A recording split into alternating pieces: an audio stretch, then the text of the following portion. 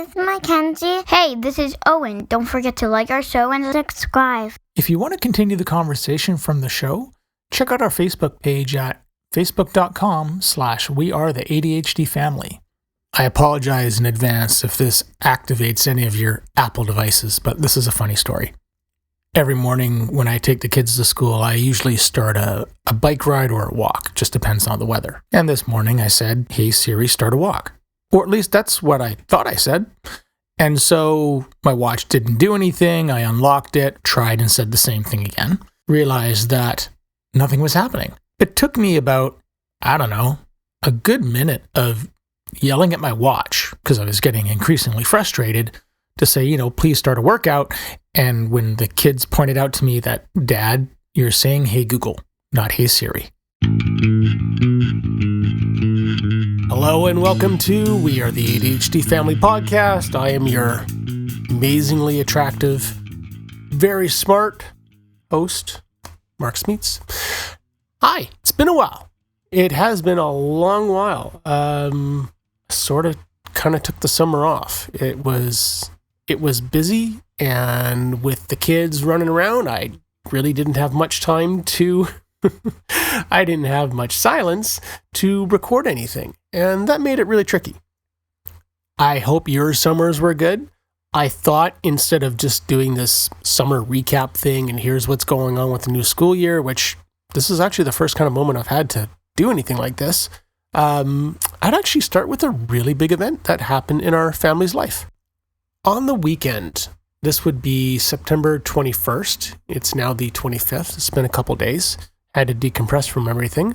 Our family had a rather, I'm not even sure what to call it. It was definitely an event. The best way to say it is that our family, we helped reunite a lost autistic boy with his parents with the help of police. And that was definitely nerve-wracking, but I wanted to tell you the story because it does have a happy ending, and there's, I think, a lot of really good lessons in this story. So it's about 5:30 on a Saturday, and Siobhan and Mackenzie had gone out, and they've been gone out for a few hours, and I get a FaceTime call, and they tell me, "Hey, Mackenzie's tummy wasn't feeling too good." And then my wife comes on the phone and she goes, "There's this little boy here who's lost and wandering around. He's autistic, non-speaking, and no one knows where his family or his parents are." And so I was just like, okay. And the first thought in my mind was, "What would you want me to do?" And she said, "Well, the police were called, but they haven't arrived." And I'm going, "Okay, well then I'm going to go get them and help out and do what I can." On my way out, the adrenaline just shot straight up in me, which was really kind of funny. I grabbed my can bag, I grabbed some Lego fidgets, some paper, some pens and markers for drawing and coloring. I had no idea what I was going into, but I know enough. I've had enough of an experience to understand that I can guess what a certain situation might be. The hard part, funny enough, was actually convincing Owen to drop everything he was doing and not tell him what was going on. Because I think if I had told him sort of the gravity of something like, "Hey, there's a lost boy and we need to go help him," I kind of wondered what he would have said. Because he didn't know until we had gotten there what had happened. And I think I feel like if I had told him right then and there, he would have just put up more resistance. Instead, I just said, "We have to go, we have to go, we have to go." Once I arrived, apparently the police had basically, I missed the police arriving by like a minute or two. And I saw the officer, one of the lady officers, was holding the boy by the hand, but the boy was leading her places, and you could tell the boy was panicking. I mean, this is pretty obvious to tell. One of the first things I noticed was the boy was wearing headphones, and that was good. I thought the officers had put them on him, but it turns out, my wife told me this later on, that the boy actually had wandered away, and when he was found, he had his headphones on. The summary part, jumping ahead a little bit, it turns out that the boy was taking the parents thought the boy was taking a nap. He wandered away from the house with his headphones, with no socks or shoes, in his pajamas, and that was it. He made it quite a ways away from his home. I let the lady officer just take the lead just so I could observe and see where I could help or even what the boy would do. I had brought some stickers with me as well, and I just tried to just distract him by saying, would you like to choose a sticker? And that wasn't getting much of a reaction. The boy kept looking around, his surroundings, and he was trying to go anywhere, but the minute he tried to go somewhere, he'd sort of stop, but then go kind of retreat back to the sidewalk. And he kept also looking towards the McDonald's, and we found out later why that was. Eventually, there was a second male officer that arrived, and then the two officers were trying to discuss, maybe we can find where this boy lives, or he can point out where he lives. And so the boy refused to be picked up after several attempts, and he just kept leading the female officer kind of back and forth, and then he eventually just stopped reacting to them. And you could just see the fear increasing on him. At one point, the male officer was like, hey, I'll move my car so it's nice and close and he doesn't have to go far, and let's put him in the front seat. And I looked at the male officer and I'm like, I'm shaking my head, no, this is just a bad idea. And and so, I told him I was speaking from experience, like if anything, have him be in the back seat with somebody. But either way, the boy just refused to go. It was also interesting that the male officer also brought over this little teddy bear, but that had zero positive reaction as well. Like, nothing they were doing was reacting or was causing a reaction. The other part that was hard too was we had no idea if he understood English. And I kept thinking to myself, this is a time where I wish I knew sign language. And I don't. I only know one thing, which is how to do more. That's all I actually really know in sign. So eventually what ended up happening was I just got on the ground with the boy, and I recognized that he was doing what Owen used to do when he was younger. And I mean, hey, he still does it now, even at 10, is when he's scared, or he lashes out, something like that, and he feels that embarrassment, Owen will hide. And this boy did exactly the same thing. And I'm like, I recognize this. And once I was on the ground with him, I just gave him hugs and like these really big back rubs. It was really interesting to see his demeanor change. I wasn't too surprised. It's like, the instincts had kicked in. If we're not going to go anywhere and he can't take us anywhere, not that I had much confidence that he was able to pinpoint where he actually lived, but don't go anywhere. Stay where we are. During this entire ordeal, as I'm keeping the boy calm, the officers are trying to get a hold of the Ministry of Children and Families, or what we call MCFD, or an ambulance or other agencies, and they were getting nowhere. They were either on hold or they couldn't get through. And they kept hearing the message of, if your call is an emergency, please hang up and call 911. The officer at one point's like, we are 911. And there was a little chuckle between the three of us of like, this is ridiculous. You can't get a hold of anybody. At some point, I did take my phone out and I began to find some videos on YouTube. And that did give a good reaction, but I brought up things like Coco Melon or Blippi was one, Dora was another. No, he wasn't that interested in what I was choosing. What was really funny, though, is that he took my phone, and I guess he got frustrated because he was using my hand as the pointing device. And so he takes the phone, he goes to the search bar on YouTube, and he types police car. Like, you're with two police officers already, and you're typing police car in YouTube. And it was just one of the funniest things I think I'd ever seen. We watched just a tiny bit, and I thought to myself, this boy is probably scared and hungry, and I can't give him any food because I don't know what he has for dietary restrictions. But I asked my wife and family to go get him a glass of water from the restaurant that was there. It's exactly what they did. So when they brought him back the water, Mackenzie told Siobhan that she thought she recognized him from our elementary school. I'm like, well, that's interesting. So I took a quick picture, sent it over to 3 of the other administrators real quickly, with an email with the subject title of urgent, I'm with the police. Do you recognize this boy? And lo and behold, our amazing IST called me back, and she recognized who the boy was. She had called IST is integrated support teacher. They're like the liaison for kids with disabilities and things. The IST got a hold of the parents, and the parents were already looking, and they were reunited a short time later. When the boy's mom arrived, we finally got to find out the boy's name, and that was pretty good. And she also confirmed that he uses an AAC device, and he does understand English. And one really sweet moment was the officer and the mom were holding hands as they walked towards myself and her son.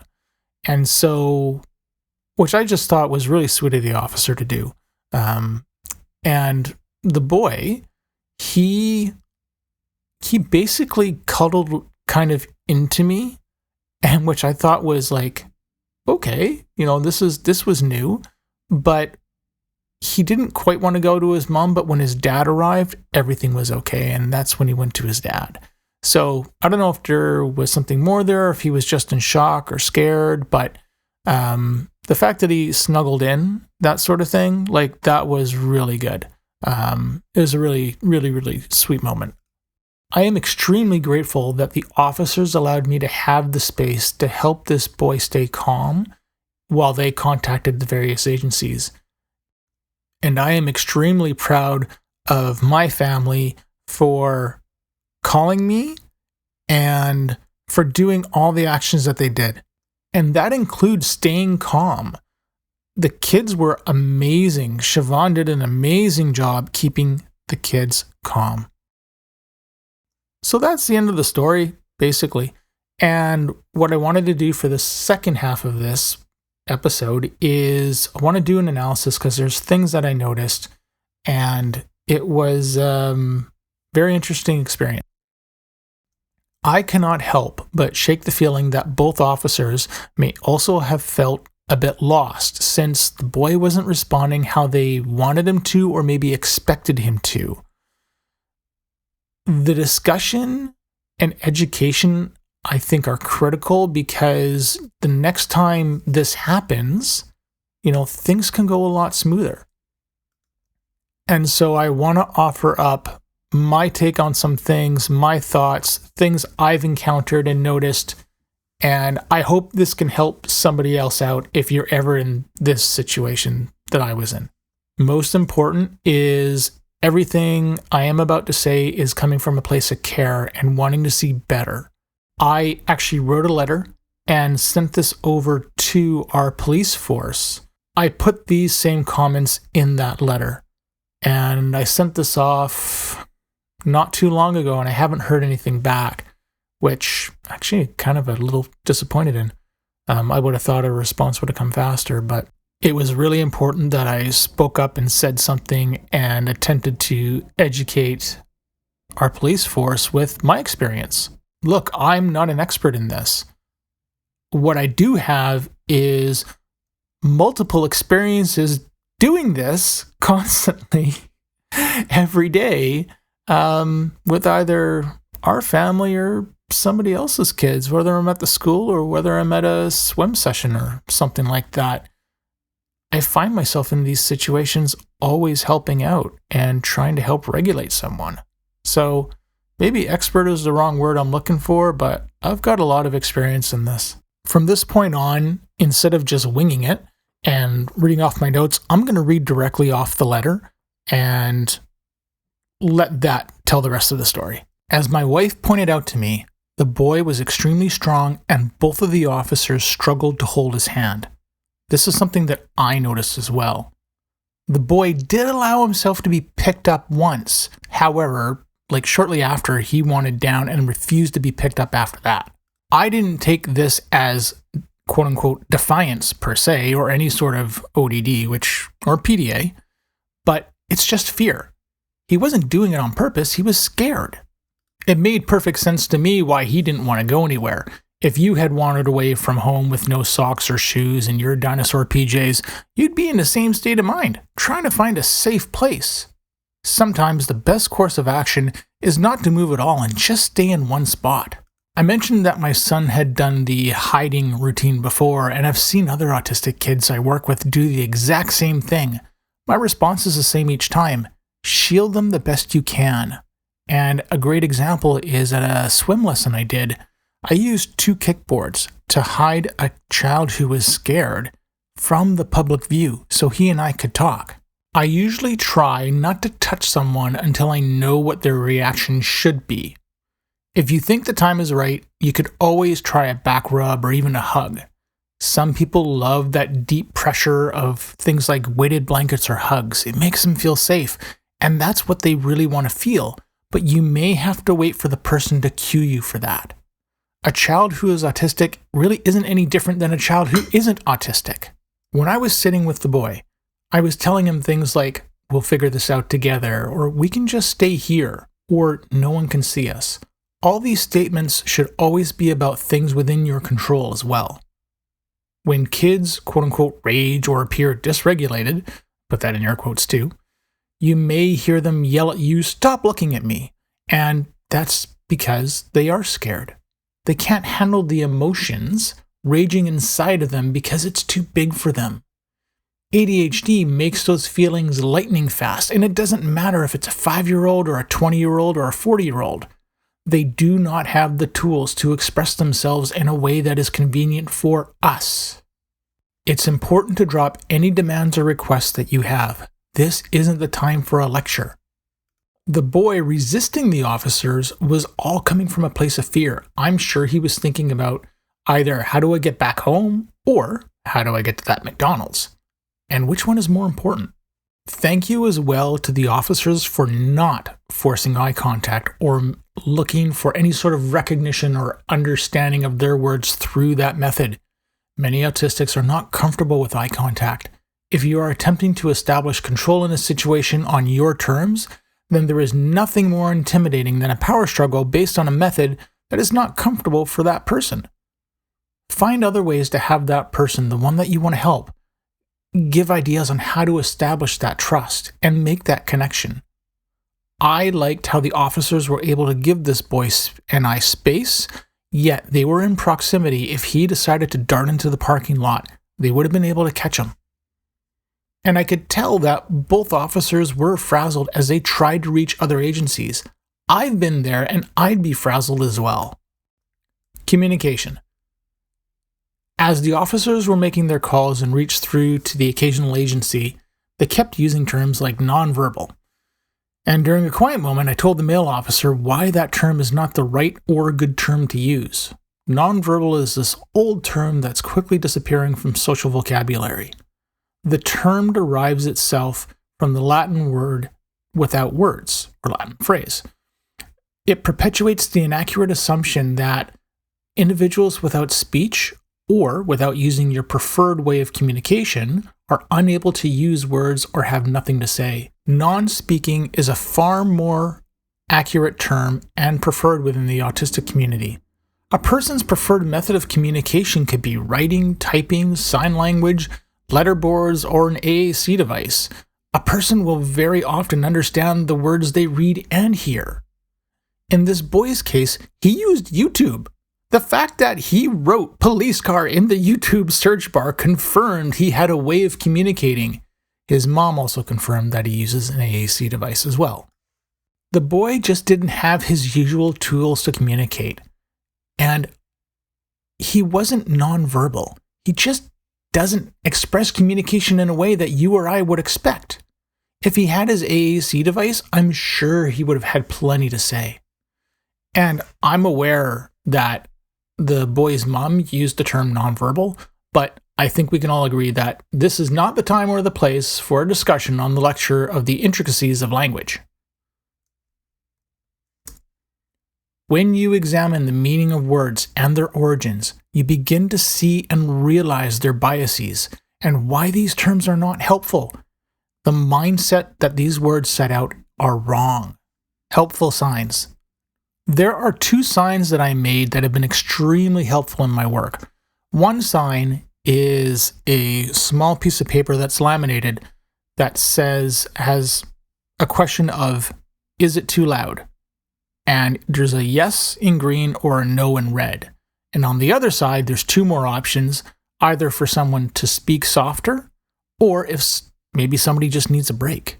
The other sign asks, what is too loud? And in this case, these signs refer to a swimming pool. The options are geared towards this scenario, but you could easily change this to match the street. Instead of a swimming pool, you could have a picture of a car. If someone is covering their ears, instead of using your voice and asking lots of questions, use these types of signs. It puts less pressure on the person to use a communication method that they may not be comfortable with at that time. And that's why I brought them for this boy. I'm just going to improv for 1 second. The act of speaking is also a demand.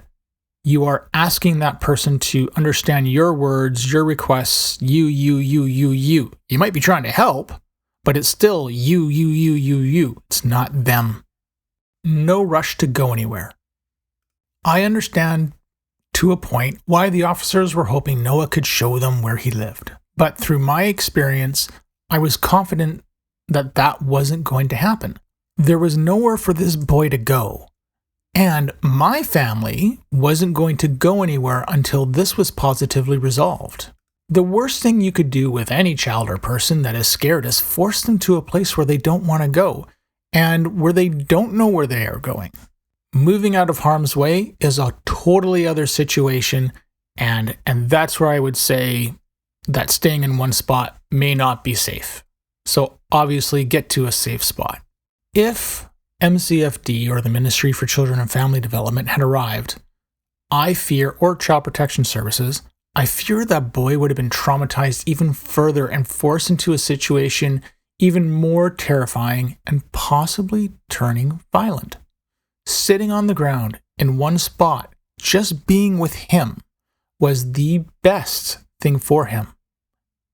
An officer's uniform projects an image of control and authority, and as nice and as pleasant as so many officers are that put their lives on the line, that uniform does not look like someone's parents. It scares people. In my mind, all I kept coming back to was how the officers could have made things worse by forcing the boy into the car, and they may not realize how that approach would be working against them, especially going in the front seat.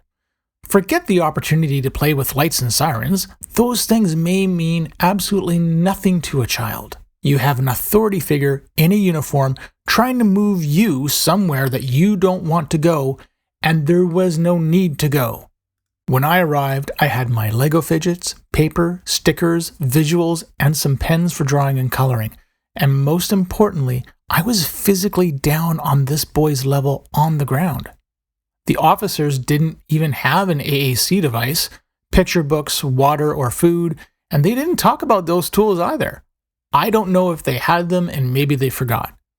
When I asked my wife to go get a drink of water, through our family experience, she knew exactly what to do and did it without a second thought.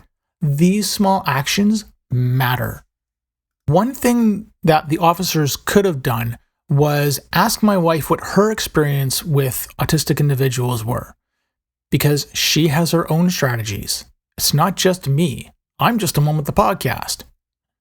Giving out tasks, for example, like getting water, can go such a long way to helping someone out and making use of the people around you that have that experience. In our family's case, I'm not sure if Mackenzie would have spoken up sooner about recognizing the boy. Mackenzie may have already been too scared to speak up, but as an officer, this could have been a good opportunity to canvass kids and ask if anybody recognizes this person.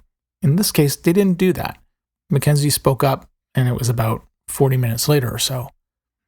But the next day, after this was all said and done, I even downloaded a free AAC app onto my iPhone, just in case I have a similar situation happen again. Like, accessibility and inclusion can be that easy. Training. I don't know what kind of disability training officers receive.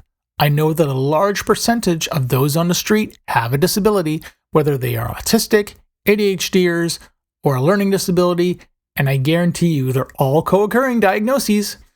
The problem is that any training should not be viewed as this 60-minute module to be satisfied and then you're trained in neurodiversity or disability. Training should also include the examination of a person's biases, the language, and how much of the time they unintentionally disable a person. Concepts like person first and identity first language are not hard to grasp, but they're integral to being affirming. How many officers would be able to recognize if a child was stimming? When you get any sort of training on or about neurodiversity, check to see if it's in the mandate of those organizations to break down biases and to think about the roots of those language or action. So that's the end of the letter. That's what I sent over to the police. I hope this gives you hope in working with law enforcement, wherever you are. I hope this gives you some ideas of what to look for and how to be affirming in a situation, and that you can push the boundaries of what first responders should do, as well as to be affirming, because many are behind in language and in training. This kind of training is viewed as optional or nice to have. It's not required, it's not mandatory, and that has to change. But that will take time. I hope this will let you be confident in situations like this because, truthfully, it is scary. But also, it allows you to trust yourself and to trust your gut. Disabilities don't just mean a physical disability. It is ADHD, it is autism, it is Down syndrome. And these are not bad words. Disability is not a bad word. But what I notice is that other disabilities get pushed forward because they're physical. And as soon as something to do with someone's mind or how they think comes into play, no one seems to know what to do. They shut down. I also encourage you strongly, actually, I beg you, come up with your own plan. Plan out your steps, ideas, and find ways to make those things swappable if you know the people that you're with. This way, you are prepared. When I get a response from the police, if it's appropriate, I'll share it. And that's the end. Thank you for listening. You are awesome for doing this and taking this journey with me, and I'm very proud of my family for doing this. They are awesome too. You made it this far in the episode. Thank you for listening, and I have an update because on October 15th, I did get a reply back from the Surrey Police Service. Here is the response. Good morning, Mark. I want to thank you for writing us about this interaction. The detail you provided, your passion and compassion is evident, and that means a lot to us. I have passed along your message to our Chief of Police, as I believe it is important for us to share this information with our officers. I have also reached out to our Community First unit, which has a specific mandate to work with and develop training and partnerships with vulnerable communities and those that need extra support. I think your knowledge and connection to the neurodiverse disability community would be a really great resource for our officers. Thank you once again for taking the time to reach out and explain the situation in such a thorough manner. We really appreciate that. Have a great day. I don't know about you, but that's a really awesome email. That made me feel great. I have told, my family knows, the kids know, Owen and Mackenzie were really feeling good about that. Not sure Mackenzie fully grasped the whole thing, but Owen sure did. And it's really a very, very, very, very good thing, because for them to send something up to the chief of police, the head of the police, is a really big deal. And to have made that connection within the training, that's the big point that I hit on in the letters. So it shows that they're serious about this, and that's really good. There you go. If anything else changes, I'll let you know. But for now, have yourself a great day. Thank you for listening to our show. If you're hearing this message, you've reached the end of the episode, and for that, I want to say thank you. I hope you have enjoyed what you've heard and are walking away with newfound knowledge. We are the ADHD family. See you soon for a new episode.